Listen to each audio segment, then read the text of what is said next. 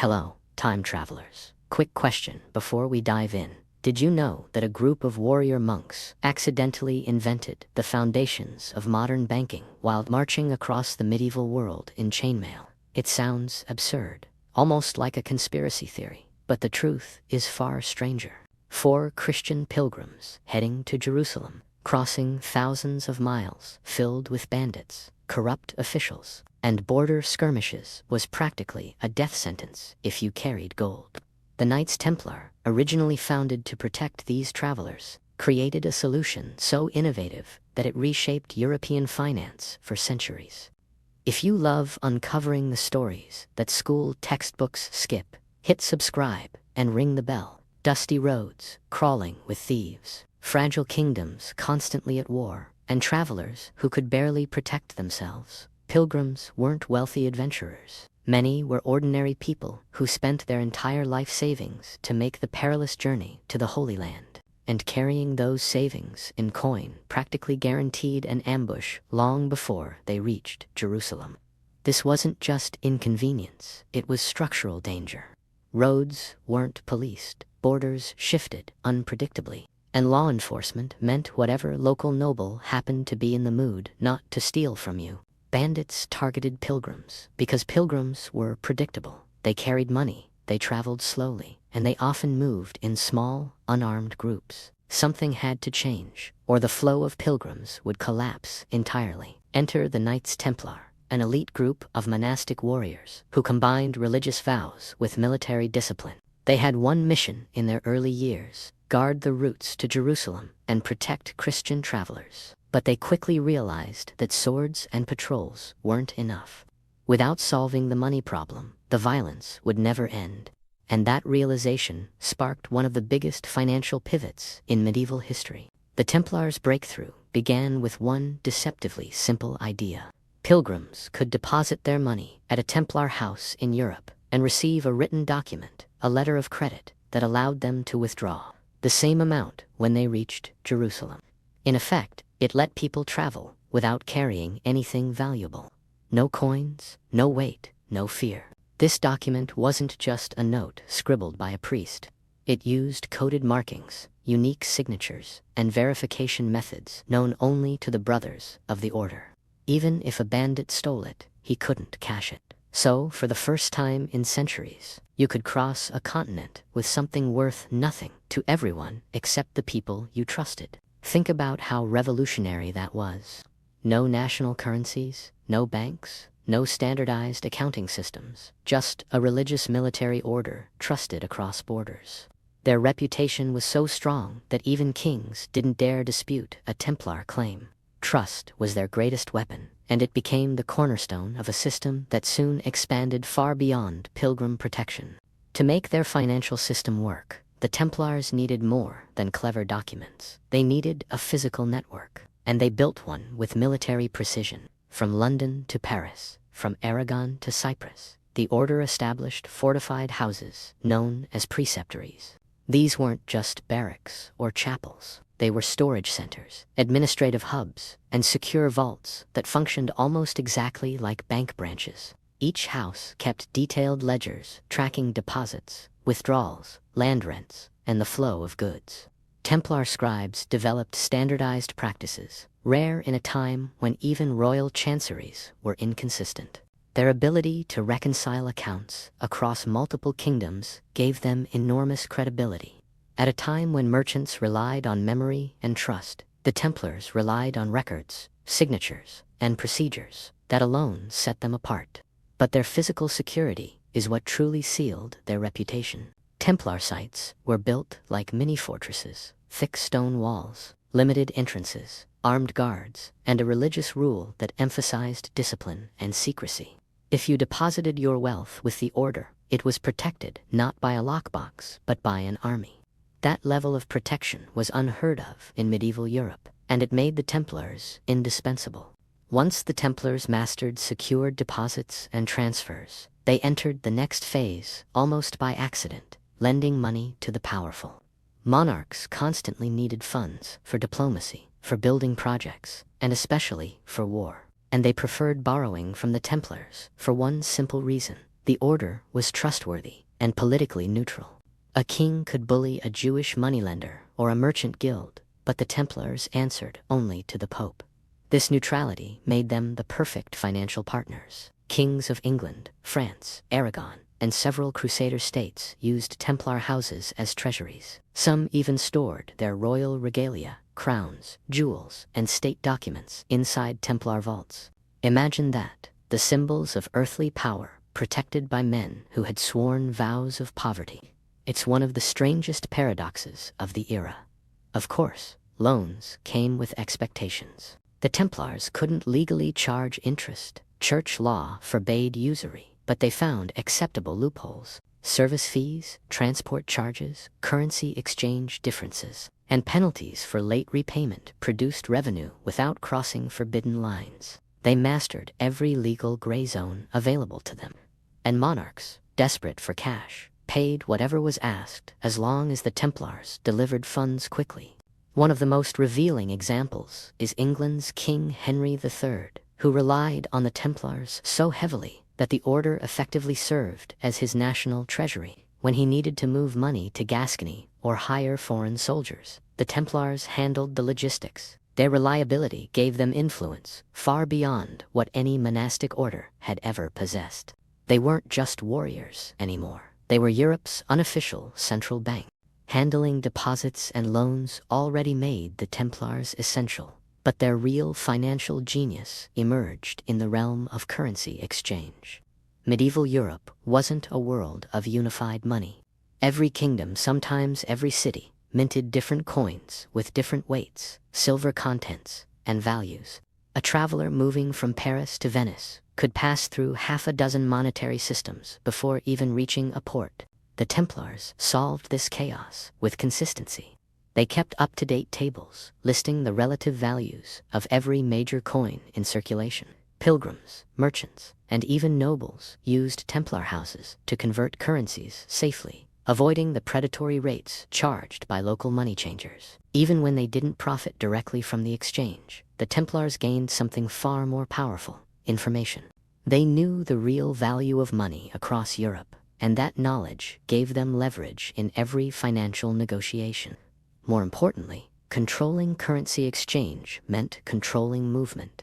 If you wanted to travel, trade, or fund a military campaign across borders, the Templars became the most trustworthy intermediary. Their financial system worked because they could translate silver and gold into stable, predictable quantities. They weren't just moving money. They were making the idea of money reliable in a chaotic medieval world. The Templars didn't set out to create a sprawling economic machine, but the more land and wealth they accumulated through donations, the more they had to manage, and manage it. Across Europe, the order oversaw farms, vineyards, mills, mines, and workshops. These weren't religious sanctuaries. They were business operations, generating steady revenue to fund the Crusades and sustain the order's growing administrative network. Their agricultural estates produced grain, wine, wool, and livestock. Instead of relying on tithes or charity, like most religious orders, the Templars built a self-sustaining financial engine. They standardized production, coordinated shipments across regions, and reinvested profits into infrastructure. This level of organization was rare in medieval Europe, where most estates were poorly managed and records were inconsistent at best. The Templars treated land like capital long before the concept existed. But their investments went beyond agriculture. They financed shipping ventures, leased equipment, and supported long-distance trade routes. They rented out horses, carts, warehouses, and even armed escorts. Every service had a price, and every price was justified as logistical support for the order's sacred mission. Even critics admitted that no other medieval institution blended piety with professionalism so effectively. What's striking is how little of this contradicted their vows. Individual knights remained poor, but the order itself accumulated enormous institutional wealth, land, buildings, treasuries, and economic influence. In other words, the Templars hacked the very concept of monastic poverty. The brothers owned nothing, but the order owned almost everything. This loophole was so effective that later monastic groups copied it shamelessly. Their estate operations also served a strategic purpose. Stable income meant independence, while kings begged for loans and nobles drowned in debt. The Templars answered only to the Pope. Their wealth made them untouchable, immune to regional politics, and capable of acting with the autonomy of a sovereign state. Power like that doesn't go unnoticed, and it eventually made them enemies. Royal dependence on the Templars wasn't just financial, it was logistical and political. Monarchs used Templar houses as secure treasuries, diplomatic mailrooms, military supply depots, and even emergency hiding places during rebellion or invasion. When a king needed secrecy, speed, or security, he turned not to his own officials, but to the men in white mantles marked with a red cross. That reliance came with consequences. Over time, kings realized the uncomfortable truth. The Templars were becoming a parallel power structure. They held the money, they controlled the movement of funds. They had networks that transcended borders, and they answered to no crown. A king could intimidate nobles or merchants, but he could not threaten a religious military order protected by the Pope's authority. That imbalance made rulers uneasy, even resentful. The deeper monarchs fell into Templar debt, the more obvious the power gap became. Some rulers, especially in France and England, used the order as a kind of medieval credit card, withdrawing funds during emergencies, promising repayment later, and often failing to deliver. The Templars tolerated this because it expanded their influence. But such tolerance planted the seeds of future conflict. Financial dependence is rarely a stable relationship. If the Templars' money-moving ability impressed Europe, their record-keeping terrified it. Medieval documentation was notoriously chaotic, inconsistent dates, contradictory accounts, and scribes who barely understood what they were copying. And then came the Templars, methodical, disciplined, and astonishingly thorough. Their ledgers tracked deposits, rents, grain yields, military expenses, ship cargo, and cross-border transactions with a precision centuries ahead of their time.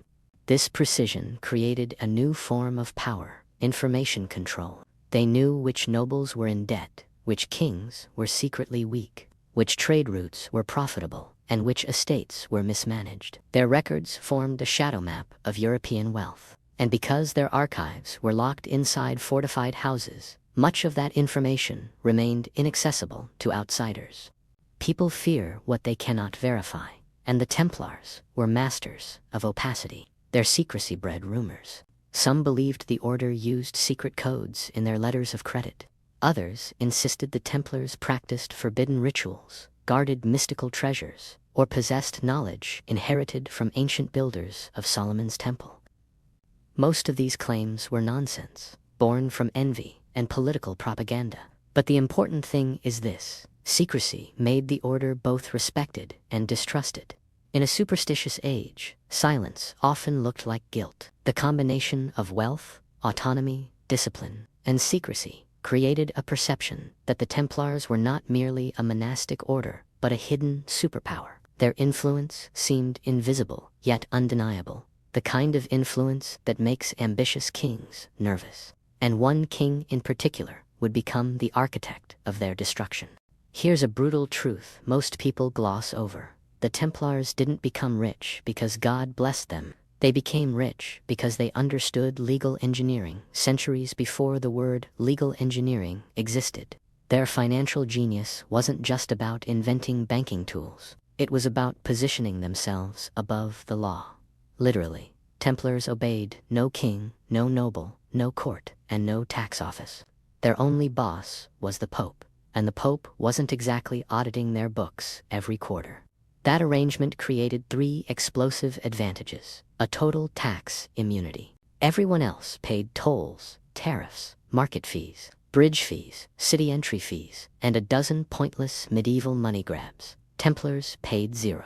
Their letters of papal privilege specifically stated no taxes, no customs duties, no local jurisdiction, No feudal payments, no fines, no court summons from anyone but the church. In modern terms, the entire order operated like a multinational corporation with a permanent no VAT, no income tax, no customs duties exemption in every country where they had a branch. Imagine a company with a legal document that says, governments are not allowed to tax us. That's the Templars. And kings hated it.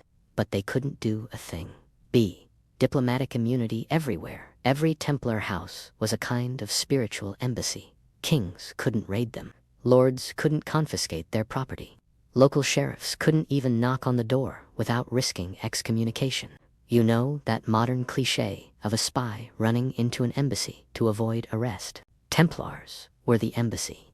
Everywhere. This made them untouchable, which pissed off rulers but forced them to cooperate.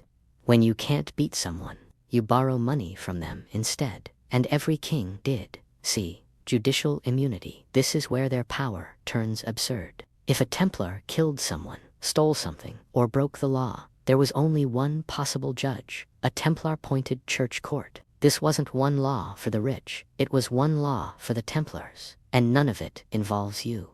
If you're wondering how a military order managed to pull this off, it's because they were too useful to the Pope, too wealthy for kings to ignore, and too integrated into the economy to replace. They became the medieval equivalent of a corporation too big to fail, but also too protected to regulate. This legal bubble is what allowed their banking network to grow into something no king, no bishop, and no merchant guild could rival. But immunity has a price. Once a king became desperate enough, he wouldn't try to regulate you. He wouldn't try to tax you. He'd just try to erase you. And that leads us to the most catastrophic part of their story. You can't talk about the Templars without confronting the moment everything blew up. The order didn't collapse because of greed, corruption, or sin. It collapsed because one man, King Philip IV of France, was bankrupt, angry, and cornered. He owed the Templars a massive loan after years of disastrous wars and idiotic spending, and he had no way to pay them back. So he did what weak rulers always do when dealing with someone stronger. He fabricated accusations, not small ones, nuclear-level accusations, heresy, devil worship, sodomy, secret rituals, idolatry, sorcery. You name it, he charged them with it. And the papacy, by that time weakened and relocated to France, folded under Philip's pressure. Here's the part many documentaries soften. Philip wasn't exposing corruption.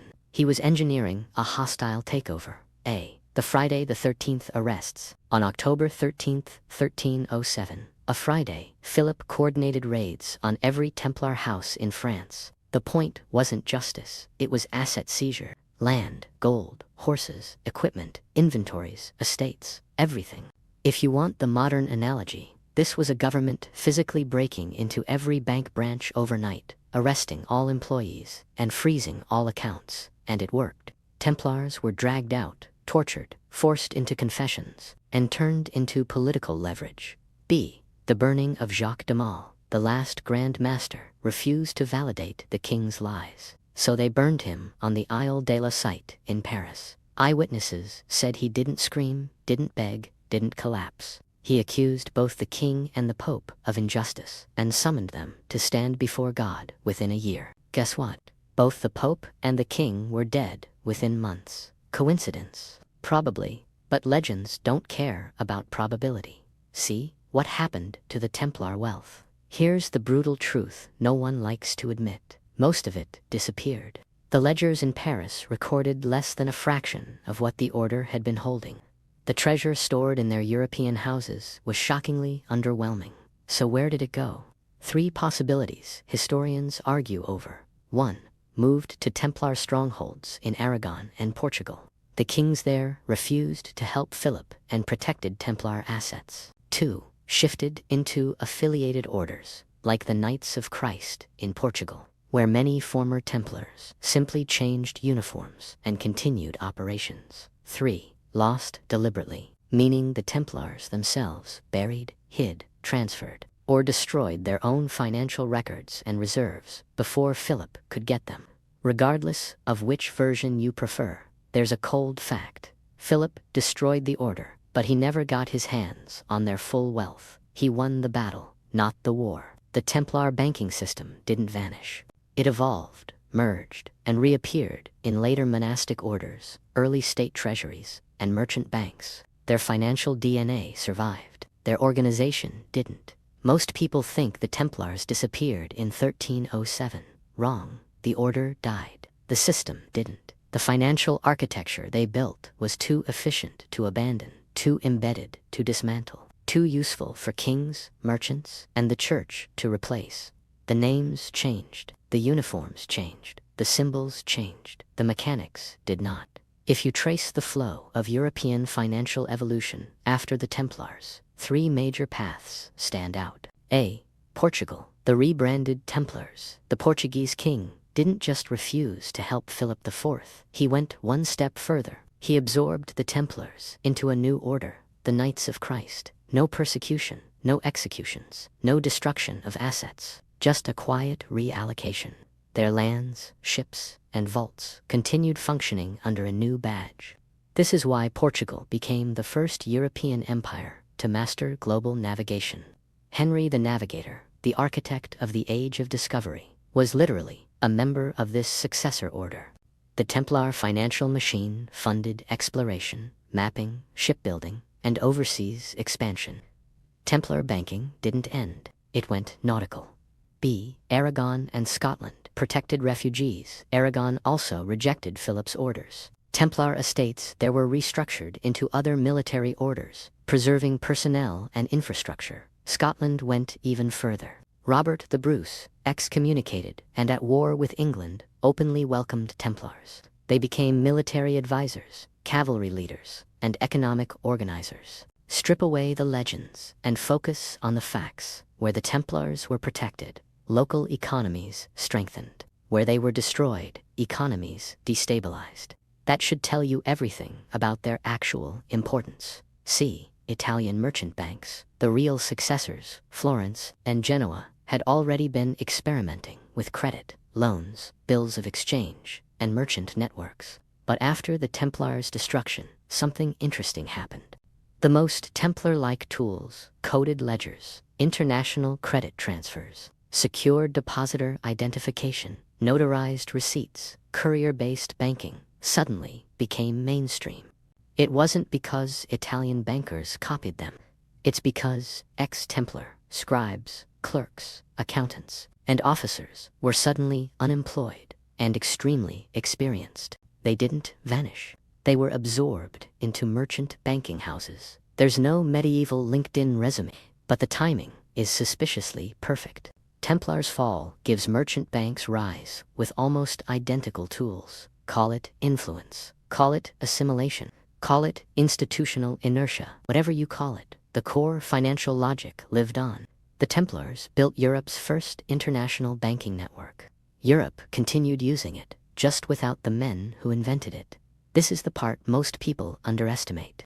Templar banking wasn't just a medieval curiosity. It's the foundation of how the world handles money today. Strip away the myth, the mystique, and the Crusader PR. What remains is a cold, elegant financial engine. Here's what they created that we still use. A. The prototype of the modern bank account. A depositor could place wealth in one location and access it in another. That's a modern checking account, just without a plastic card. Most medieval institutions stored gold. Templars managed accounts. That distinction matters. Be secure. Portable credit instruments. Their letters of credit were ancestors of travelers' checks, wire transfers, electronic banking codes, international money orders. The idea was simple. The paper moves, not the gold. The code unlocks the value, not the signature. Replace code with PIN, and you're looking at the same logic. See, centralized record-keeping Templar commanderies maintained synchronized ledgers, not perfectly, but coordinated enough to verify a transaction executed hundreds of kilometers away. This is the pre-digital ancestor of centralized bank databases, clearinghouses, Swift-style verification networks. Medieval monks did on parchment what global banks now do with servers. D. Asset protection via extraterritoriality.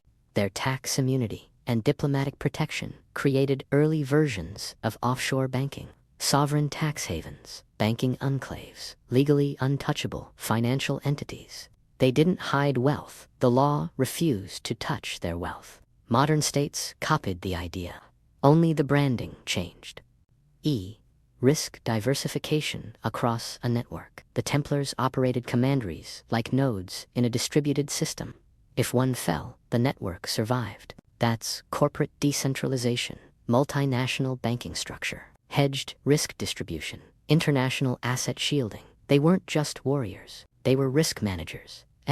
Anonymous. Code-based verification. A traveler could walk into a distant Templar house and access his funds without name recognition, just proof of the encoded document. That's the skeleton of account numbers, security codes, multi-site balance access. They created a world where identity was less important than verified access. In other words, the Templars were doing modern finance 700 years early.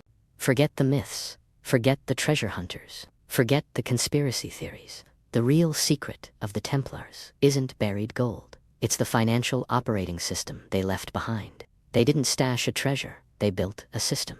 A system so efficient, so secure, and so ahead of its time that kings felt threatened enough to kill them for it, while quietly adopting their methods afterward. The Templars didn't vanish. They became the blueprint. Their swords rusted, their armor burned, their chapters dissolved. But their banking architecture, that's still here, inside every transaction, every bank, every international transfer, every encrypted payment system. The Templars are gone. Their system won.